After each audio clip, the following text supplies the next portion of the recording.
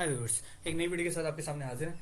इस वीडियो में हम ये देखते हैं कि अगर मैं कोई स्टैटिकल की फिगर एक गलती से जनरेट कर देता हूँ।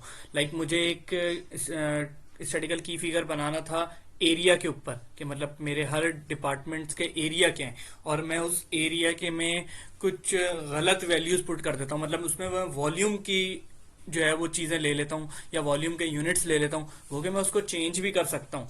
मगर मैं यहाँ पे ये सिनेरियो वो कर रहा हूँ कि अगर मुझे कोई स्टैटिकल की फिगर सिरे से ही डिलीट करना हो, ठीक है, तो मैं उसके लिए क्या चीज़ें परफॉर्म करूंगा। ठीक है, उसका जो टी कोड है वो है KK03DEL। ठीक है, सबसे पहले तो मैं इसमें देख लूँ KK03DEL।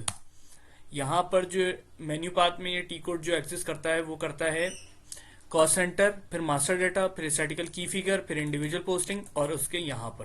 ठीक है, तो मैं इसको डबल क्लिक करके यहाँ पर आ जाता हूँ। अच्छा, अभी देखिए मैं एक की फिगर स्टैटिकल की फिगर को लेके मैं इसको डिलीट करने के लिए क्लिक करता हूँ, तो ये मुझे कहता है डिलीट दिस की फिगर, यस। मगर वो कहता है कि भाई इसकी डिलीशन पॉसिबल नहीं है। क्यों? क्योंकि इसकी बेसिस पे मैंने डिस्ट्रीब्यूशन साइकिल में असाइनमेंट करी हुई है इसकी, और उसकी बेसिस पे मैंने डिस्ट्रीब्यूशन साइकिल वगैरह रन करी हुई है। ठीक है, तो इसी के लिए मैंने एक नया स्टैटिकल की फिगर बनाया।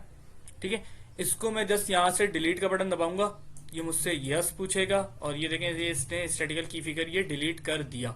ठीक, अब अगर मैं यहाँ पर देखूंगा तो मुझे वो स्टैटिकल की फिगर नजर नहीं आएगा। ठीक है, देखें SKF है, SKF2 नहीं है।